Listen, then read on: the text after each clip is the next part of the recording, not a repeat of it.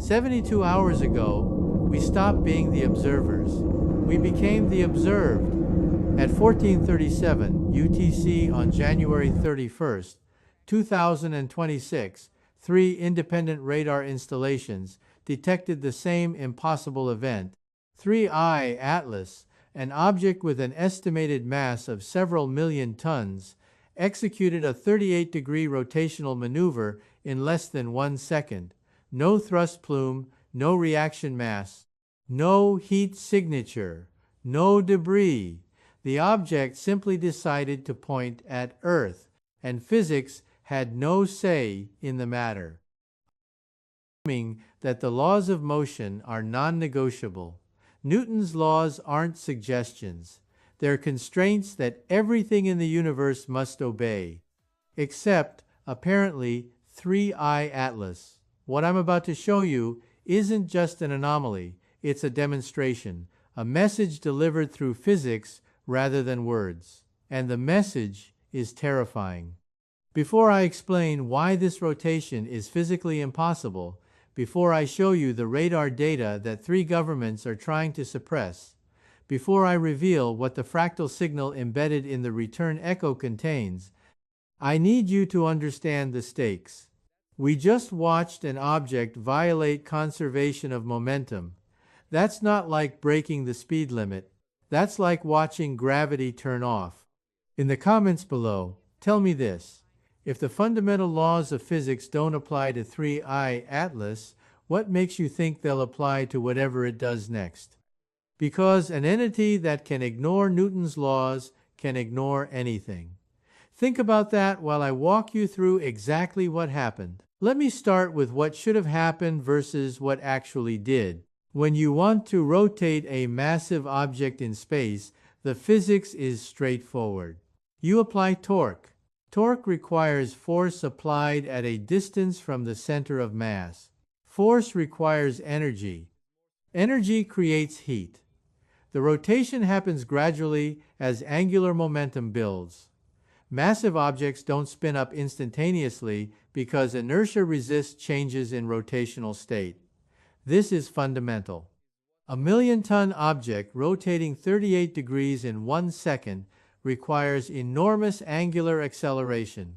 The torque needed would generate massive structural stress. Parts of the object would experience different accelerations, creating shear forces. Materials would fracture. Or at minimum, the rotation would require expelling reaction mass, jets of gas or debris, pushing in the opposite direction to conserve angular momentum. This is how everything rotates. Asteroids, planets, spacecraft, everything. 3I Atlas rotated 38 degrees in 0.8 seconds. 3 radar systems confirmed it. Goldstone Deep Space Network in California, Arecibo Successor Facility in Puerto Rico, the European Space Agency's tracking station in Madrid. All 3 recorded the same event with synchronized timing. The object's orientation changed from aligned roughly with the ecliptic plane to pointing its primary axis directly at Earth. The angular velocity required is approximately 47 degrees per second. For a 5-kilometer object, points on the surface would be moving at over 300 meters per second. That's Mach 0.9 at sea level. The kinetic energy involved is staggering, and 3I Atlas showed no evidence of having expended that energy. The infrared signature didn't change. When you apply massive forces to rotate an object, friction generates heat. Structural components flex and warm. Even if the rotation is powered by internal systems, waste heat must be radiated. We had infrared telescopes watching Atlas when this happened. The thermal profile didn't spike. It didn't fluctuate. Profile didn't spike. It didn't fluctuate. It remained exactly as it had been before the rotation. The surface temperature was unchanged. This violates thermodynamics at the most basic level. Energy was clearly expended to rotate millions of tons, but that energy left no thermal trace. Where did it go?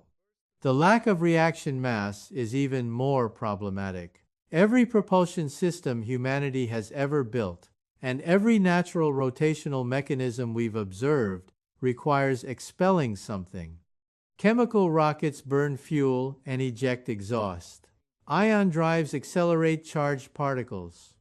Even something as simple as a spinning ice skater pulling in their arms conserves angular momentum by changing their moment of inertia. They don't create rotation from nothing. We scanned the space around 3I Atlas with every sensor available. Optical telescopes looking for gas clouds, spectrographs analyzing for chemical signatures, radio telescopes checking for ionized plasma, particle detectors searching for expelled material. Nothing. The volume of space surrounding Atlas was undisturbed. No plume, no debris field, no cloud of particles carrying away momentum. This is where classical mechanics fails completely. Conservation of angular momentum is not negotiable. If Atlas gained angular momentum by rotating, that momentum had to come from somewhere. Either it was already rotating and we didn't notice, which the data contradicts, or it expelled mass we didn't detect, which seems impossible given our sensor coverage. Or it transferred angular momentum to something else, the local spacetime, a field we can't measure, something outside our current physics. None of these options are comfortable. The first two are eliminated by evidence. The third requires accepting that our understanding of rotational dynamics is incomplete. Let me explain what inertial dampening means, because this term is being used and misused. In science fiction, inertial dampening is a magic technology that lets spacecraft accelerate without crushing their crews. It's narrative convenience. With 3I Atlas, it might be observational fact. The hypothesis is simple but revolutionary. What if Atlas can temporarily reduce or eliminate its own inertial mass? Not its gravitational mass, which would affect how it's pulled by gravity, but its resistance to acceleration.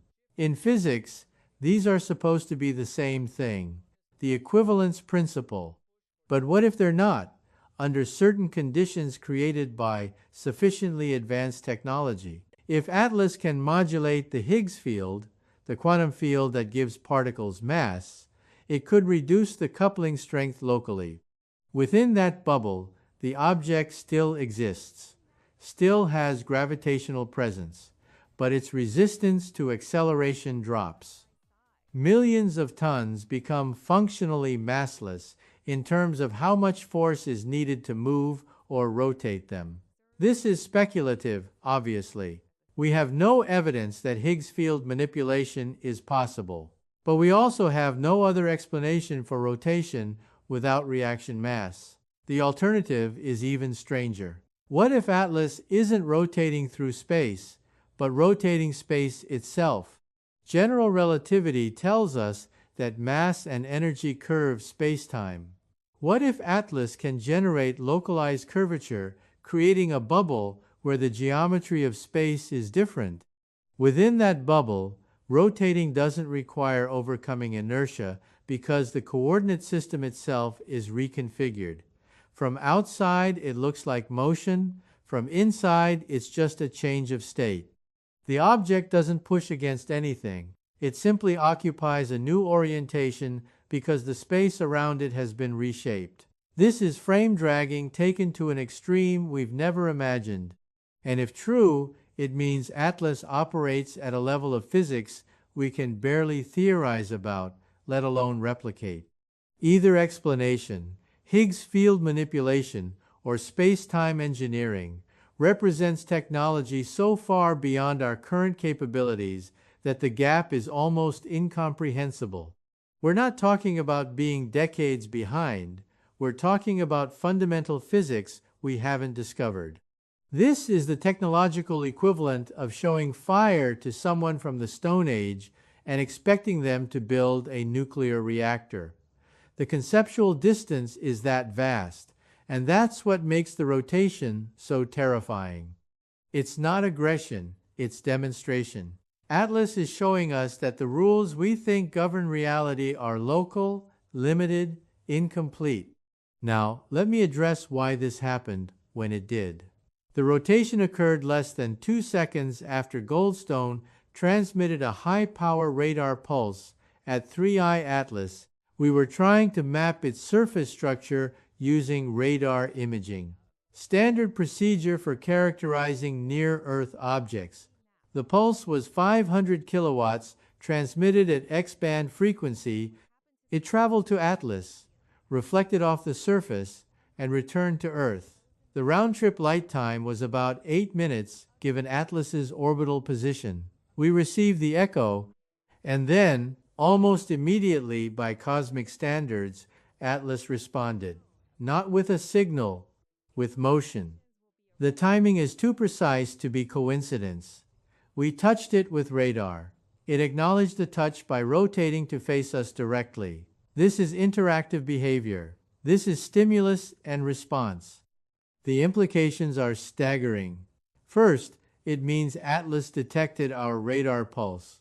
Not surprising, radar is designed to be detectable. Second, it means Atlas determined the pulse came from Earth specifically. It calculated our position based on the incoming signal direction. Third, it chose to respond by reorienting toward us, not away, not evasively, directly at us. This is the behavior of an entity that is aware, analytical, and communicative. The rotation is a message. The content of that message is open to interpretation, but the fact that it is a message is undeniable. One interpretation: I see you. Acknowledgement of contact. We made ourselves known, and Atlas confirmed it received our signal. Another interpretation: I can do things you cannot. Demonstration of capability. The rotation itself is impossible by our physics, serving as proof of technological superiority. A third, darker interpretation: I'm watching you now. The object pointed at Earth is the object optimized to observe Earth. We're no longer examining it from a distance. We're under its gaze, and we put ourselves there by transmitting that radar pulse. Let me walk you through the radar echo, because this is where things go from impossible to incomprehensible. The signal we received back from 3I Atlas should have been weak. Radar follows the inverse square law. Signal strength decreases with the square of distance. We transmitted 500 kilowatts. After traveling millions of kilometers to Atlas and back, the echo should have been barely detectable, measured in microwatts or nanowatts. We received a signal strength of approximately 200 kilowatts. That's 40% of our original transmission power. At that range, we should have received maybe 0.0001% back. We got 40%. This violates every propagation model we have. The signal wasn't just strong, it was clean, cleaner than what we transmitted.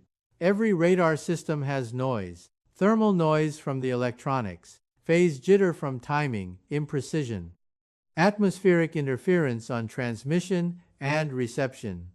Our signal, the one we sent, contained all these imperfections. The signal we received back had none of them. The waveform was perfect, textbook ideal, as if someone had taken our noisy transmission, analyzed it, identified every flaw, and returned a corrected version. Not an echo, a reconstruction. This requires understanding our transmission system, recognizing its limitations, and compensating for them in real time. That's not reflection. That's signal processing at a level that demonstrates comprehension. When our team analyzed the return signal in detail, they found something that caused immediate classification of all related data. The signal contained structure that only became visible at extreme magnification. Fractal encoding. Information embedded across multiple scales. Each level of resolution revealed patterns nested within patterns. This isn't how we encode information. We use linear bit streams, sequential data, packets with headers. This was something else entirely. Fractal data storage has theoretical advantages. The amount of information you can encode is functionally unlimited, bounded only by how finely you can resolve the structure. A single signal can contain libraries worth of data if you can read it at sufficient resolution.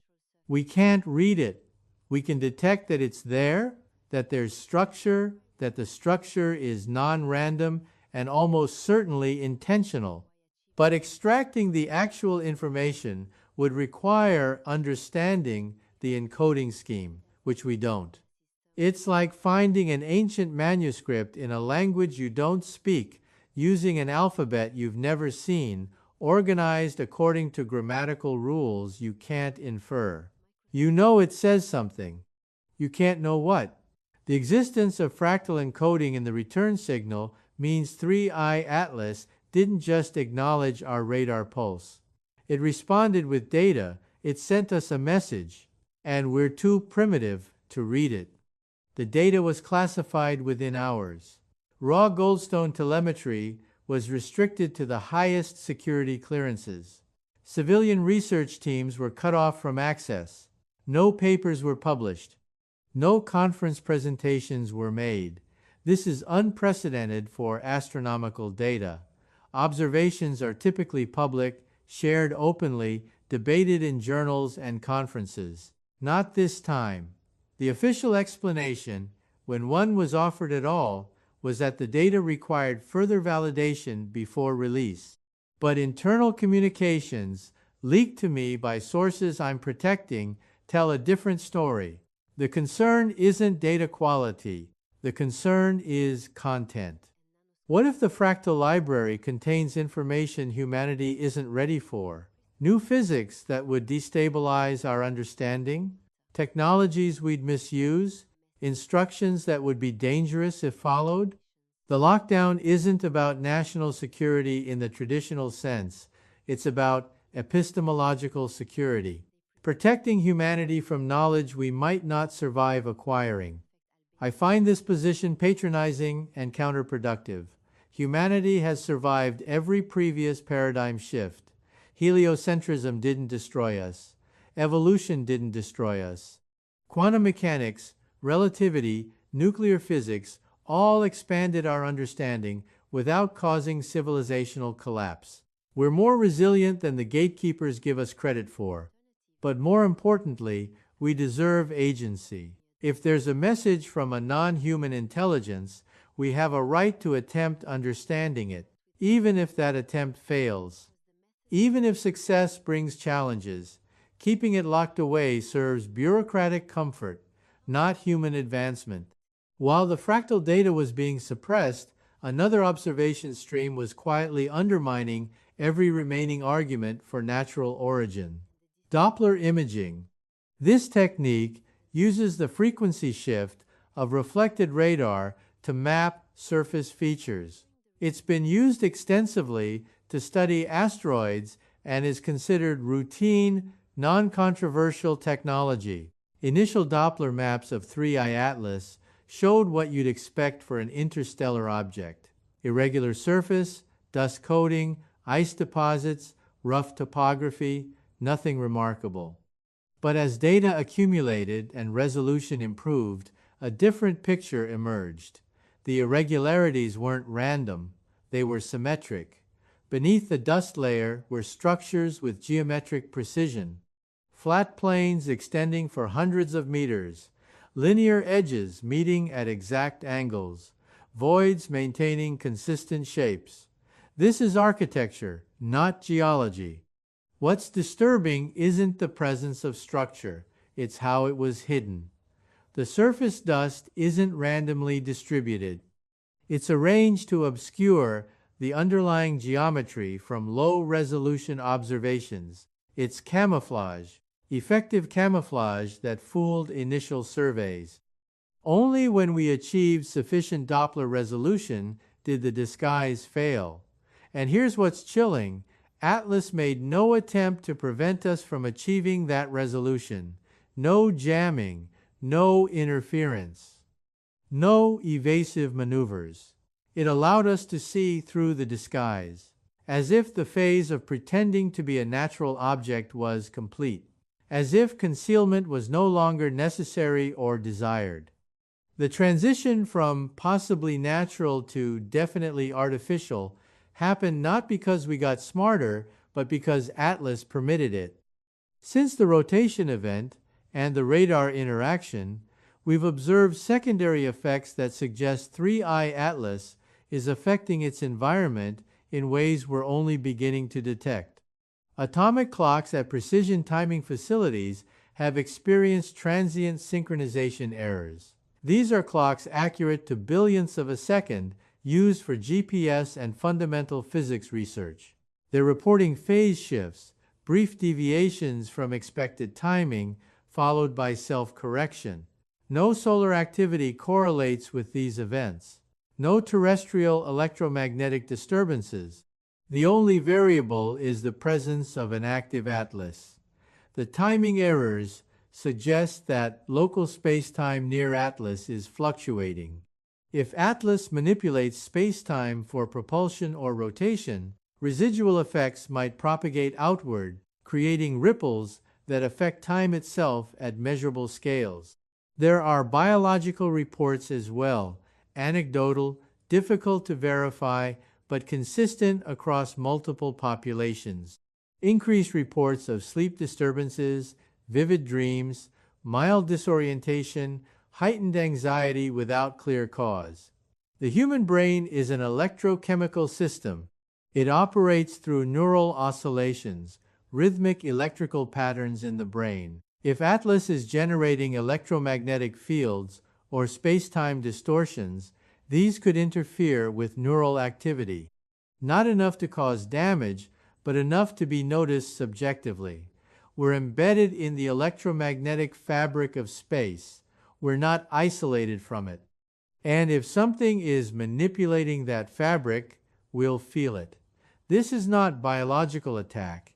This is side effect, which is almost more unsettling because it means proximity to Atlas has consequences even without hostile intent. The strategic implications are overwhelming. Every detection doctrine we have assumes that targets are either unaware of being observed or unable to prevent observation. Stealth technology tries to minimize signatures, but there are always signatures. Heat, radar reflection, gravitational presence, something. 3I Atlas demonstrates that sufficiently advanced technology can choose whether to be detected. The return signal strength, 40% instead of 0.0001%, shows control over electromagnetic propagation. The lack of reaction mass shows independence from mechanical constraints. The fractal encoding shows communication capability far exceeding ours. We're in a deeply asymmetric situation. We can observe Atlas only when it permits observation. We can communicate with it only in ways it chooses to acknowledge. This is not a relationship between equals. This is a relationship between a civilization that plays by the rules of physics as understood in the 21st century, and an entity that rewrites those rules at will. The 38-degree rotation is not about navigation, it's not about threat, it's about information transfer. Atlas rotated to convey 3 pieces of information in one gesture. First, I received your signal. Second, I am capable of responding in ways you cannot predict or explain. Third, I am now focused on you. All 3 messages delivered simultaneously through a physical action that violated our understanding of motion. This is communication at a level of sophistication we're barely beginning to recognize. Not language, not mathematics, not even symbols, just demonstration. Showing rather than telling. And what was shown is that humanity's place in the cosmic hierarchy is not at the top, Let me address the fear directly, because I've received thousands of messages asking the same question. Is 3I Atlas hostile? I don't know. The rotation could be interpreted as aggressive, pointing a weapon at a target. It could be interpreted as curiosity, focusing sensors on an interesting signal source. It could be interpreted as testing, seeing how we react to an unambiguous display of capability. Without more context, without understanding intent, we're projecting human psychology onto a non-human actor. That's a mistake. Atlas may not think in terms of hostility or cooperation. Those might be concepts that don't apply to its decision-making framework. What we can say is this: Atlas has demonstrated restraint. It could have destroyed Goldstone with a fraction of the energy it demonstrated by rotating. It didn't. It could have jammed or corrupted the return signal. It didn't. It responded in a way that was noticeable but non-destructive. That suggests intentionality, control, strategy. The worst-case scenario is not that Atlas is hostile, it's that Atlas is indifferent. Hostility at least implies we matter enough to be opposed. Indifference means we're irrelevant.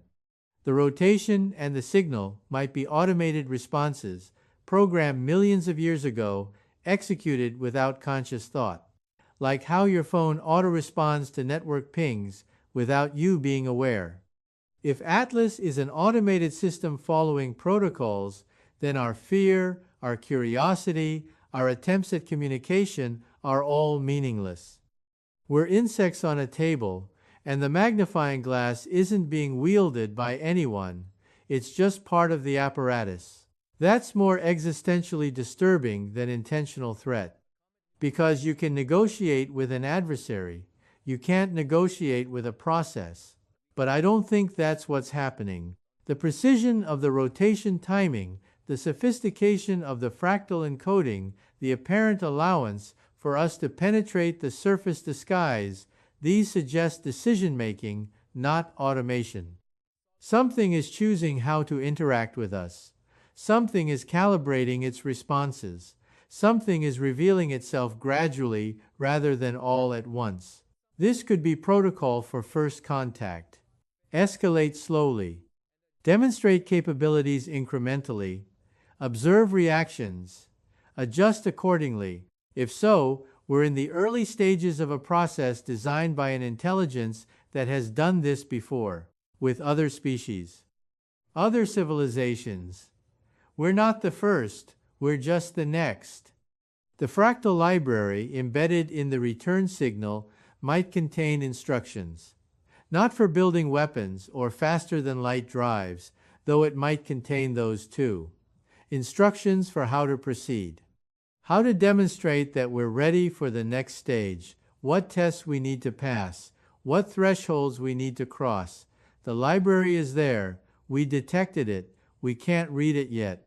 But the fact that it was sent implies expectation that eventually we will. This is a message in a bottle, except the bottle is a waveform and the message is encrypted in geometry.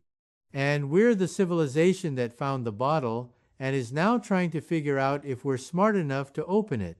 I predict that 3I Atlas will continue to respond to our actions. The rotation was response to radar. What happens when we transmit intentional communication? What happens when we send a probe? What happens when we attempt rendezvous? Each action we take will provoke a reaction calibrated to that action. We're in a conversation now, whether we intended to be or not. The question is whether we can learn the language before we say something that gets misinterpreted. Because the consequences of miscommunication with an entity that can rotate million-ton objects without propulsion are not trivial. To governments and agencies suppressing the fractal data, I say this: release it. You don't have the right to decide unilaterally that humanity can't handle this information. The data belongs to all of us. The message, whatever it contains, was sent to Earth, not to any specific government. Open source the problem. Let mathematicians, physicists, linguists, cryptographers worldwide attempt decoding. Crowdsource the translation. Humanity's collective intelligence is our greatest asset. Using it requires transparency. Suppression guarantees we'll miss insights that could emerge from unexpected places. A graduate student in Mumbai might see a pattern that a classified team in Maryland missed. We can't afford to limit who gets to think about this. The 38-degree rotation ended the debate about whether 3I Atlas is natural or artificial. No natural object rotates like that. The debate now is about what kind of artificial. Probe? Weapon? Observer? Archive? All of the above? And beyond categorizing Atlas, we need to address what its presence means for humanity. We're not alone. We never were.